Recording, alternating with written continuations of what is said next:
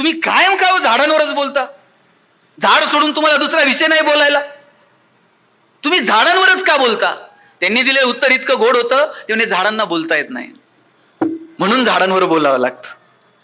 आमचे बाबा फार छान सांगायचे. ते म्हणायचे, बोलायचंय ना तर कृष्णाशी बोला. म्हणजे एक तर बोलावं कृष्णाशी एकांतात असताना, आणि समाजात असताना बोलावं कृष्णावर. म्हणजे अशी माणसं होती हो ताकदीची. त्याला झाडांना बोलता येत नाही म्हणून मी झाडांवरती बोलतो. किती लोकांनी या गोष्टीनं काम सुरू केलं. मला वाटतं आपल्या दारामध्ये बघा, पूर्वजांनी किती छोट्या छोट्या गोष्टी सांगून ठेवल्या. आपल्या दारामध्ये तुळस असली पाहिजे. ती तुळस आपल्याला ऑक्सिजन देते. तुम्ही मी जे जगतोय ना साहेब, यातला कोणताही एक घटक घ्या, हा सर्वस्वी झाडांवर अवलंबून आहे. 7वीला धडा होता, दगडी कोळशाची निर्मिती कशी होती. जे झाड गाडले गेले त्याच्यावरती मातीचा प्रेशर आला. प्रश्न यायचा पुस्तकात, दगडी कोळशांची निर्मिती कशी होते. आणि मग हे सगळ्या वनस्पती जेव्हा गाडल्या गेल्या जमिनीमध्ये, मातीचा ठराविक प्रेशर क्रिएट झाला आणि त्यातून मग दगडी कोळशाची निर्मिती झाली. तुम्ही मी जी ऊर्जा वापरतो, जी इंधनं वापरतो, त्याच्या मुळाशी झाडं आहेत. तुम्ही मी कपडे घालतो त्याच्या मुळाशी झाड आहेत. तुम्ही मी जे अन्न खातो ते झाडांपासून आहे. जो पाऊस पडतो तो झाडांपासून आहे. जे पाणी पितो ते झाडांपासून आहे. जो ऑक्सिजन घेतो, जो प्राणवायू मिळतो तो झाडांपासून आहे. झाड नाही तर एक वेळ माणूस नसला पृथ्वीवर तरी पृथ्वी टिकल, पण झाड जर या पृथ्वीवरती नाही राहिलं. मधमाशांवरती काम करणारे आमचे डॉक्टर आहेत, ते नेहमी सांगतात, ज्या दिवशी मधमाशी संपली त्या दिवशी माणूस पृथ्वीवरतून संपला. कारण मधमाशीचं काम जर काय आहे तर हे परागकण ट्रान्सफर करणं, झाडांची निर्मिती करणं, पाना फुलांची निर्मिती करणं. साधू संतांनी सुद्धा तेच सांगितलं. मी म्हणेल, एक वेळ दगडातला देव आहे ना, त्याचं एक दिवस तुम्ही दर्शन देणं बंद करा, पण माझ्या दारातल्या झाडाला पाणी घालतो का, त्याची निगा राखतो का, याच्यावरती मात्र लक्ष दिलं पाहिजे. सावता महाराज आरणला हो, आणि तिथं शेतात जर बारं मोडलं ना, त्या पाण्याला म्हणायचे, असाच वाहत वाहत जा आणि माझ्या पांडुरंगाला जाऊन भेट. आता आरणला मोडलेलं बारं महाराज पाणी काय पंढरपुरात जात होतं का? पण त्या पाना फुलात वेलीत त्यातच माझा भगवंत आहे याची जाणीव मात्र सावतोबांना होती.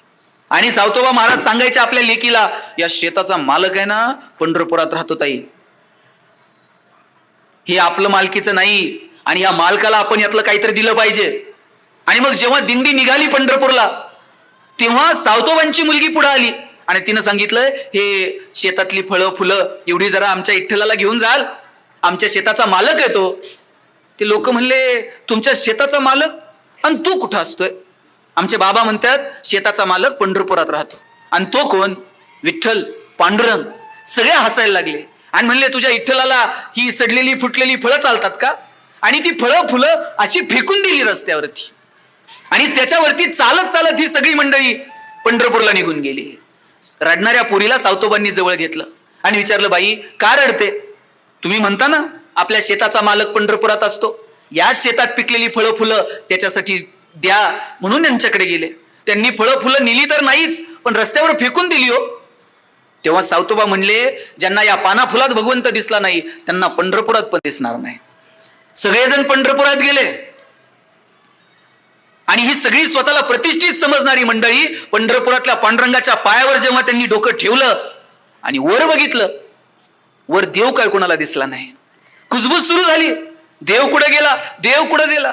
आजूबाजूला सर्वसामान्य माणसांच्या रांगा लागलेल्या, सगळेजण देवाकडे बघतात, पाया पडतात, आनंदून बाहेर पडतात.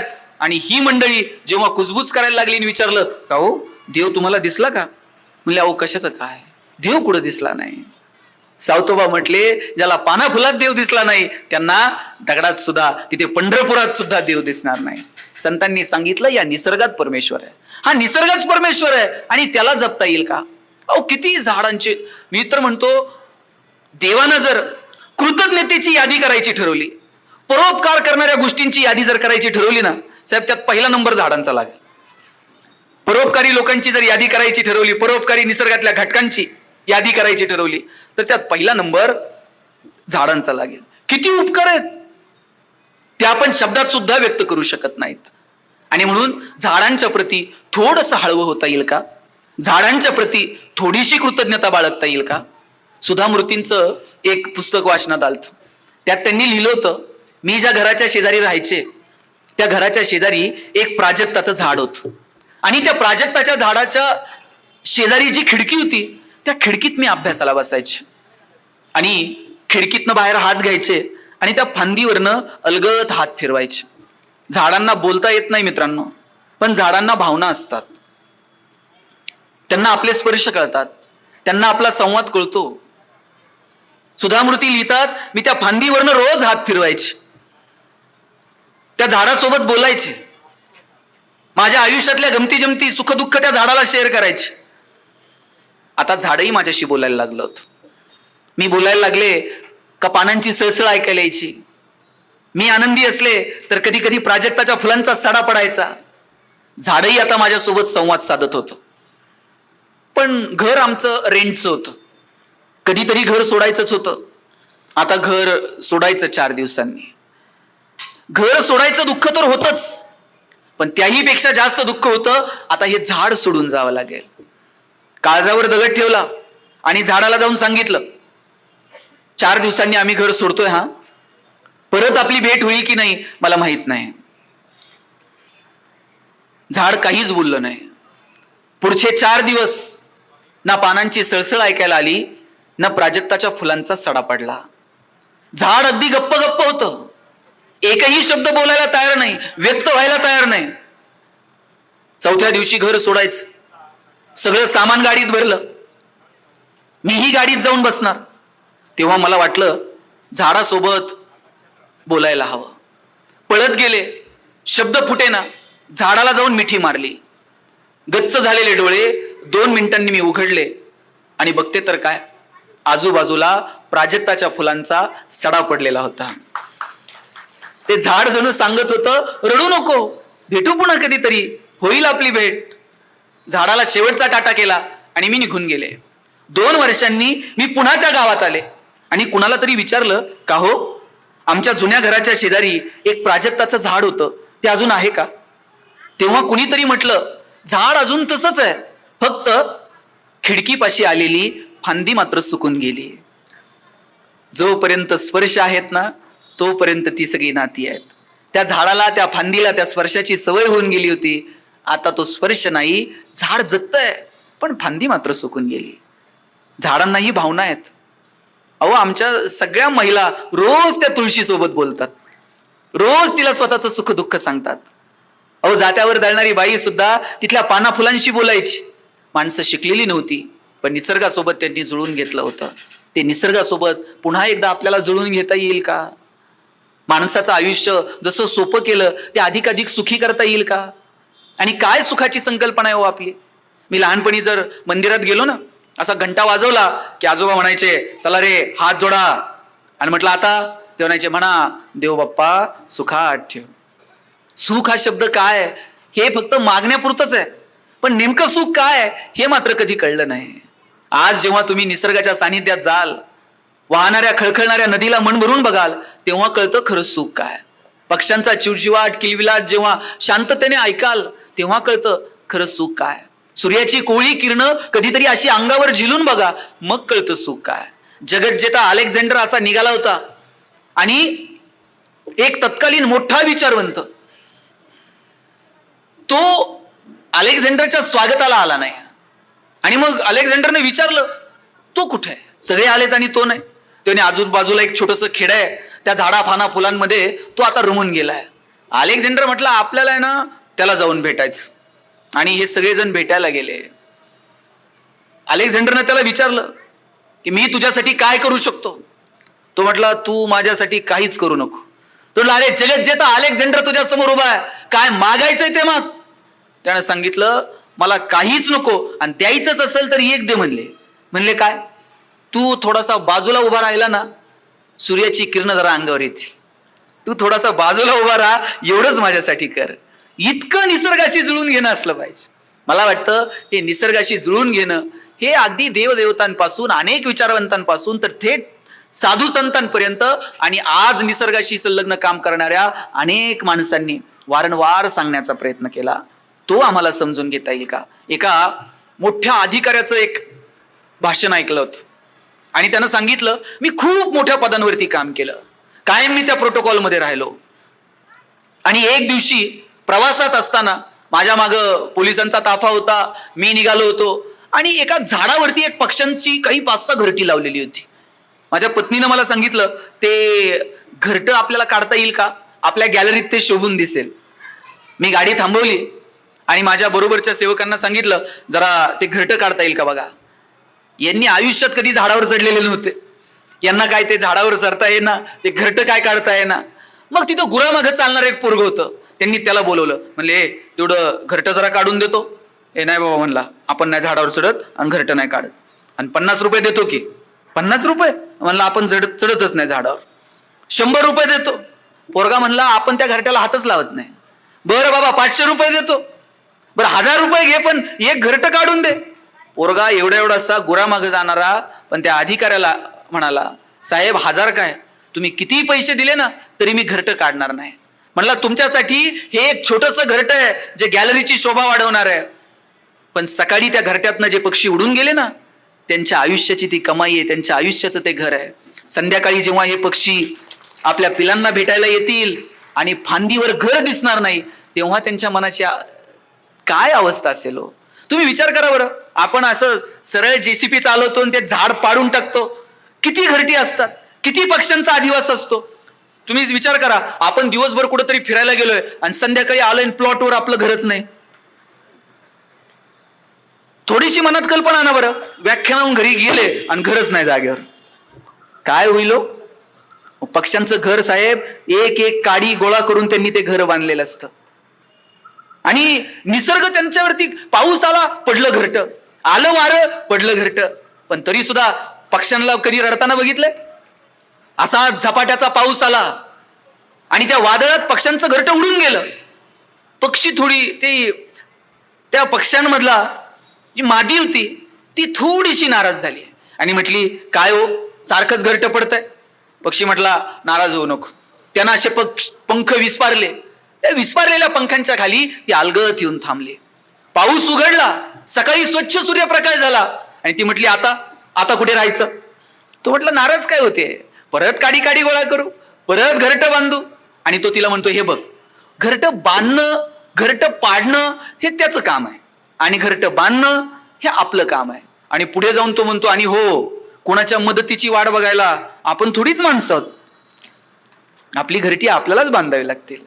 कोणतर मदतीला येईल, कोणतर अनुदान देईल, मग झाडं लावू, कोणतरी मदत करेल, मग घर बांधू, असं नाही हो. प्राणी पक्ष्यांनी जुळून घेतलंय निसर्गासोबत. आपण माणसं आहोत आणि आपण प्राणी पक्ष्यांपेक्षा सुद्धा कृतज्ञ असलं पाहिजे. त्यांच्यापेक्षा सुद्धा आपल्या जर बुद्धीचा एवढा विकास झालाय ना, ते जेवढं निसर्गाशी जुळून घेतात त्याच्या लाख पटीनं आपण निसर्गासोबत जुळून घेतलं पाहिजे. किती उपकार आहे तो भगवंताच्या आपल्यावरती. साधी ठेच लागली तर आपल्याला 4 लोक धावून येतात मदतीला. ह्या हायवेला रोज 4 कुत्री मरून पडलेली असतात. त्यांच्या पिलांना तक्रार करायची संधी आहे का?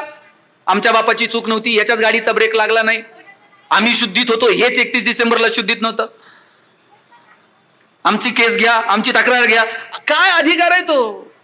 आपण जसं भाऊला नाचवतो तसे हे प्राणी पक्षी डोलतात.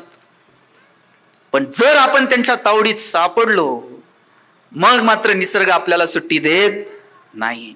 आणि आपल्या पिढीनं सगळ्यात मोठं बघितलेलं संकट जर कोणतं असेल तर ते कोविडचं संकट आहे. निसर्गानं वारंवार जाणीव करून दिली, जुळून घ्या, जुळून घ्या. कोरोना कुणी बघितलाय का आपल्यापैकी? बघितला कुणीच नाही, पण कळला मात्र. कुणाकडे फोटो बिटो आहे का कोरोनाचा? सेल्फी विल्फी काढून ठेवलेला. माणसं साहेब खिडकीतनं बघायची, आम्ही रस्त्यावर कधी येणार, जनावरं रस्त्यावर फिरतायत. माणसाला असं खिडकीतून खाली सुद्धा येऊ दिलं नाही. कुठे नेऊन ठेवलं निसर्गानं. आणि त्या 2 वर्षात आपल्याला कळलं हे सब झूट आहे, जगलं पाहिजे, आनंद घेतला पाहिजे. आणि आता 2-4 वर्ष झाली, परत गाडी ससाट निघाली आपली. आता आपण निसर्गाकडे वळून बघायला तयार नाही आहोत. आणि म्हणून पुन्हा पुन्हा निसर्गाकडे वळून बघा. 15 ऑगस्ट 1947ला भारत स्वतंत्र झाला, 50ला गणराज्यांची स्थापना झाली, 56ला राज्यांची विभागणी झाली, 62ला आपल्यावरती आक्रमण झालं, 69 मध्ये बँकांचं राष्ट्रीयकरण झालं, 72 मध्ये घाशीराम कोतवाल नाटक आलं, 75 मध्ये शोले चित्रपट आला, 79 मध्ये मुलींच्या शिक्षणाविषयी देह धोरणं आखली, 82 मध्ये पृथ्वी क्षेपणास्त्राचा विकास झाला, 84 मध्ये मारुती उद्योग समूहानं जगाच्या बाजारपेठेतून भारताचं नाव केलं. 89 मध्ये 18 वर्षाच्या तरुणाला राजकारणात येता येईल का याच्यासाठी प्रयत्न झाले.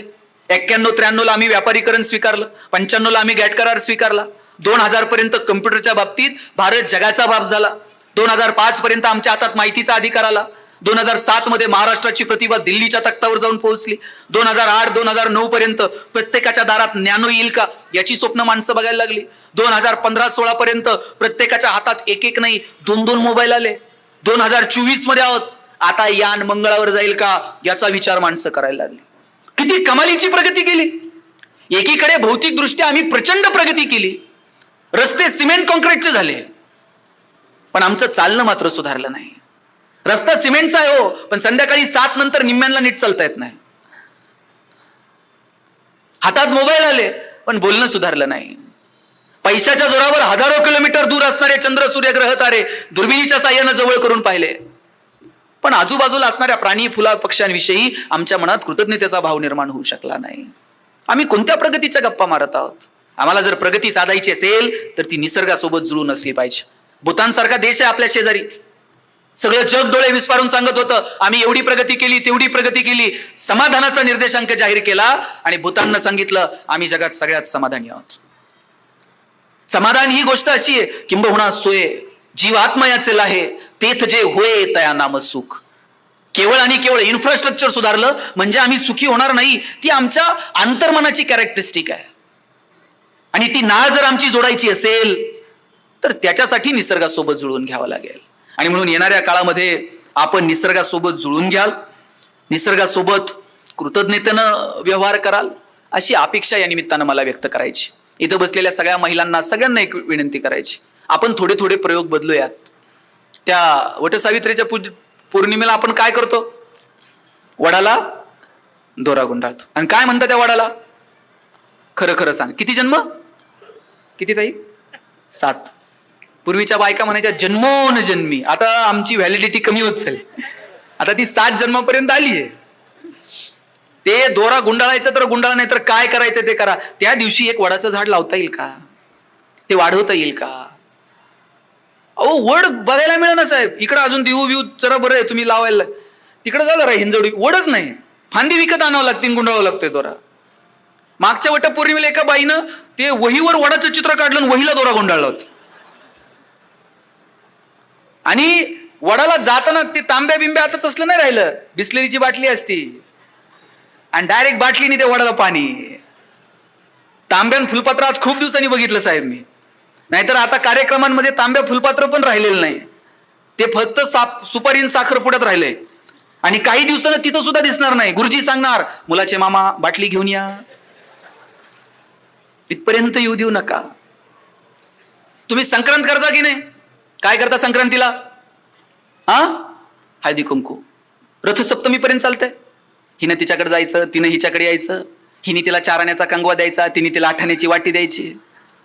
त्या वाटीत खाता येत नाही, त्या कंगव्यानं इचरता येत नाही. साहेब मला कळतील तसे हेच वाण आहेत. किती पगार वाढू दे, तुम्ही वाण बदलला नाही मॅडम.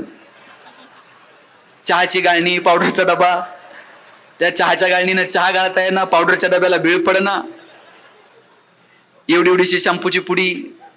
ह्या संक्रांतीला वाण बदलायचा. काय देणार वाणात? आणि ते लावायचं आणि वाढवायचं. एवढं जरी बदल, छोटे छोटे बदल केले ना तरी जगणं समृद्ध होऊन जाईल. छोट्या छोट्या बदलांनी आपल्याला पुढे जाता येईल का? आपल्या आपल्या आरोग्याची काळजी घ्या. अरे आपल्याकडे आयुर्वेद आहे. प्रत्येक वनस्पतीचं, प्रत्येक झाडाचं काही ना काही वेगळं महत्व आहे. ते महत्व समजावून घेता येईल का? येणाऱ्या पिढ्यांना ते समजावून सांगता येईल का?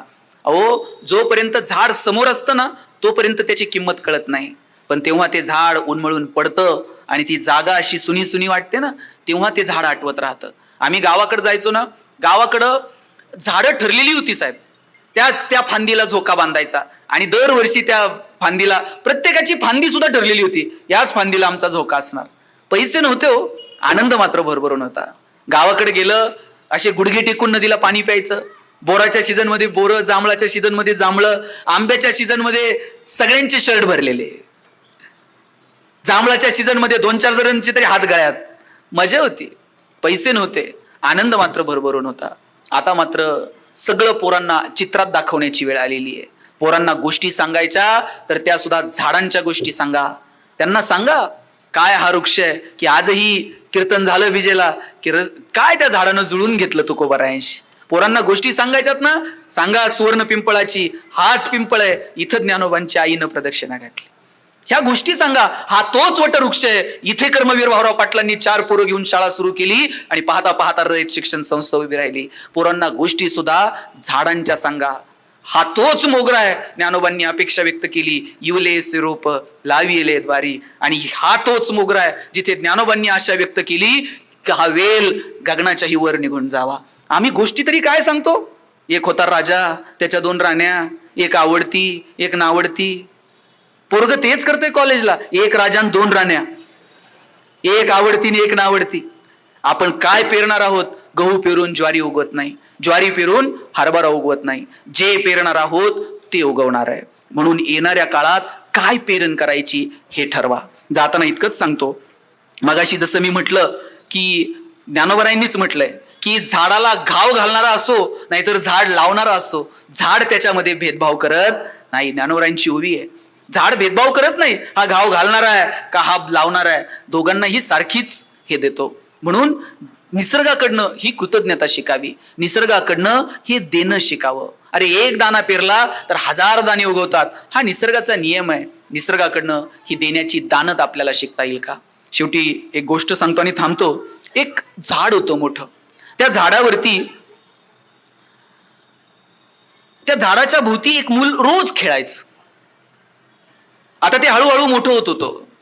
त्या पोराला झाडाचं फळ घेता यायचं नाही, तर ते फांदी त्याला म्हणायची, ए बाबा तुझा हात पुरत नाही ना, थांब. ते झाड ते फांदी स्वतःहून खाली वाकवायचं आणि मग सांगायचं तोड आता. पोरग खेळत राहिलं, लहानाचं मोठं होत गेलं आणि काही दिवसांनी पोरानं झाडाकडे येणं बंद केलं. जाता येता ते झाड बघायचं, पण मूल काही तिकडे फिरकलं नाही. एक दिवशी जाताना झाडानं आवाज दिला, ए राजा कुठे चाललाय, जरा ये ना, खेळ ना. खेळायला कमी आता लहान राहिलो का, मला बघू दे माझा माझा उद्योग. अरे 2 मिनिट तरी ये. नाही मला अजिबात वेळ नाही. अरे चाललाय कुठे, मला पैसे कमवायचेत म्हटलं. झाड म्हटलं पैसेच हवेत ना, मग इकडे. झाडानं सगळी होती नव्हती तेवढी सगळी फळं त्याच्या पुढ्यात टाकली आणि म्हटलं जा बाजारात कमव पैसे. बाजारात गेला, फळं विकले, मजबूत पैसे मिळाले. 4-10 दिवस ते रोज यायचं, झाडाबरोबर खेळायचं. 5व्या दिवशी पुन्हा गायब. परत 7व्या-8व्या दिवशी, ए बाळा ये की रे, खेळायला आलाच नाही. ते पैशानं कुठं भागताय का, मला आता घर बांधायचंय म्हटला. झाड म्हटलं माझ्या सगळ्या फांद्या घे आणि एक छोटंसं घर बांध. सगळ्या फांद्या तोडून दिल्या आणि घर बांधलं. 7-8 दिवस झाले, पोरग पुन्हा फिरकलं नाही. त्यानं विचारलं आता काय, मला नदीच्या पलीकडे नवीन नगरी आहे, मला जरा नवीन जग बघू दे. किती दिवस मी इथे खेळत बसणार आहे, तुम्हाला आता खोड राहिलंय याची नाव बनव आणि नदी पार करून पलीकडे निघून जा. राहिलेलं खोडही दिलं, फक्त बुंधा उरला शेवटचा. पोरग नदीच्या पलीकडे नवीन नगरीत निघून गेलं आणि ते परत फिरकलंच नाही. आतापर्यंत त्या बुंध्यावरती अधूनमधून एखादं पान यायचं, आशा होती पोरग कधीतरी येईल. पोरानं फिरकणं बंद केलं आणि शेवटचं झाडाने विचारलं, आता तग धरण्या इतकी मुळं माझी सक्षम उरली नाहीत, आता मीही संपून जाईल. पण पोरग जर कधी भेटलं तर त्याला सांगा, जिथे असशील तिथे सुखी राहा. झाड काय देत नाही तो आपल्याला. आपण जर फिरकलो नाही तर निसर्ग आपल्याला खूप सांभाळून घेण्याचा प्रयत्न करतो, पण त्याच्याही काही स्वतःच्या मर्यादा आहेत. त्या मर्यादा त्यानं ओलांडाव्यात इतकं कृतज्ञ मात्र होऊ नका. आणि झाड ह्या 31 डिसेंबरला ना शपथ घ्या, व्यसन करू नका. माझी तरुण पोरांना मनापासून विनंती आहे. अहो 31 डिसेंबरला आज साहेब सगळे हॉटेल फुल. 20-25 वर्षाची पोरग गाडी फास्ट चालवणार, व्यसनाच्या नादी लागून कुठेतरी जाऊन धडकणार. आई बापाची इच्छा असते आमच्या खांद्यावर पोरांनी जावं. 20-25 वर्षाच्या पोराला खांद्यावर घेऊन जाताना काय त्या बापाला वाटत असेल? परमेश्वरानं फुकट दिलेलं एवढं शरीर, लिव्हर ट्रान्सप्लांट करायचं तर बघा किती पैसे लागतात आज. आम्ही लिव्हर बिव्हर काही नीट ठेवलं नाही. आणि कोणती धुंदी, कोणती मस्ती. तारुण्य म्हणजे हे नाहीये 31 डिसेंबरला जल्लोषात कुठेतरी ड्रिंक करून आम्ही तो साजरा करणं. या 31 डिसेंबरच्या निमित्तानं जे वर्ष गेलं त्याचं जर असं अवलोकन करा. काय चुकलं, काय करायला हवं होतं, काय केलं नाही, आता नवीन संकल्प काय आहेत, नवीन काय गोष्टी करायच्या. मला वाटतं हा विचार करण्याची ही पूर्वसंध्या आहे. 31 डिसेंबर विचारही करता येणार नाही अशा बेशुद्ध अवस्थेत घालण्यापेक्षा शुद्धीवर राहून येणाऱ्या वर्षाचं स्वागत करता येईल का, मला वाटतं याची काळजी घ्या. आणि सगळ्यात आतापर्यंत साहेब हा जो विषय ना वृक्ष संवर्धन हा वेगवेगळ्या अंगाने सांगता येऊ शकेल. आयुर्वेदाचार्याला जर बोलवलं तर तो प्रत्येक झाडातलं आयुर्वेदिक महत्व सांगेल. कुणी एखादा बायोलॉजीचा अभ्यासक बोलवला तर तो त्याच्या पद्धतीनं सांगेल. पण ह्या विषय झाड हे फक्त जगणं नाहीये. तुमच्या अंगात घातलेला शर्ट झाडांपासून आहे. संध्याकाळी ताटात जे येणार आहे ना ते झाडांपासून आहे. या तांब्यातलं पाणी आहे ना त्यालाही झाडं कारणीभूत आहे. तुमच्या गाडीतलं पेट्रोल आहे ना त्यालाही झाडं कारणीभूत आहेत. कशाला झाड कारणीभूत नाही मला सांगा? प्रत्येक गोष्टीला झाड कारणीभूत आहे. म्हणून झाड हे फक्त जगणं नाहीये, झाड हे जगण्याची प्रेरणा सुद्धा आहे. एक गिर्यारोहक असतात ना वेगवेगळ्या एव्हरेस्टला इकडे तिकडे जाणार गिर्यारोहक, अशी टीम सगळी निघाली होती कॅम्पला. आणि जाताना त्यांना सांगितलं होतं की तुम्हाला त्या हवामानासोबत जुळून घ्यावं लागेल. तुम्ही ते सगळ्या गोष्टी तुम्ही स्वतः कॅरी करा. अनेक गोष्टी घेऊन हे सगळे गिर्यारोहक एव्हरेस्ट सर करायला निघाले होते. त्यांचा जो कोच होता त्यानं प्रत्येक गोष्ट कधी वापरायची, काय खायचं, काय प्यायचं हे सगळं त्यांना शिकवलं होतं. आणि त्यांना एक कल्पना दिली होती, बघा कधी कधी थंडी इतकी कडाक्याची असेल तुम्हाला सहन होणार नाही. कधी कधी फक्त तुम्ही बर्फ बघत राहाल, दुसरं काहीच आजूबाजूला दिसणार नाही. अशा वेळेस फक्त शरीरावर नाही तुमच्या मनावर सुद्धा परिणाम होऊ शकतो आणि तुम्ही मानसिक दृष्ट्या खचू शकता. या सगळ्यातून तावून सुलाखून तुम्हाला एव्हरेस्ट सर करायचंय आणि परत मागे फिरायचं. 5-25 पोरांची टीम एव्हरेस्ट सर केलं आणि परत निघाली. आणि अगदी आता शेवटच्या टप्प्यावरती 2 दिवसात खाली उतरायचं. सगळेजण खुश होते की अरे आपण एव्हरेस्ट सर केलं. ना शरीरावर परिणाम झाला ना मनावर परिणाम झाला. आणि तेवढ्यातला या 5-25 जणांमधला एक मोठमोठ्यानं हसायला लागला. हे म्हटले शेवटच्या टप्प्यात काहीतरी चुकलं. हे अचानक हसायला लागलंय, याचं मानसिक संतुलन बिघडलेलं दिसतंय. सगळ्यांनी जाऊन विचारलं काय झालं, तू का हसतोय? तेव्हा त्यानं पुढे असा हात केला आणि बघतो तर काय, सगळीकडे बर्फ आणि त्या बर्फातून एक हिरवगार रूप वरती डोकं काढून पाहत होतं. तेव्हा तो म्हणतो अरे आपल्यासोबत तर साधनं होती, आपल्यासोबत मार्गदर्शन करणारे कोच होते आणि तरी सुद्धा आपण हे एव्हरेस्ट सर केलं याचा अभिमान आपल्याला आपण बाळगत होतो.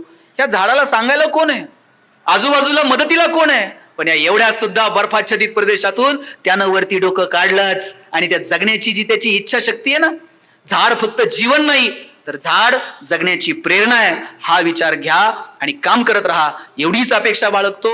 झाड लावा, वाढवा, टिकवा आणि वृक्षारोपण याच्या पलीकडे जाऊन वृक्ष संवर्धन यासाठी तुम्ही काम कराल अशी अपेक्षा बाळगतो आणि थांबतो. जय हिंद, जय महाराष्ट्र.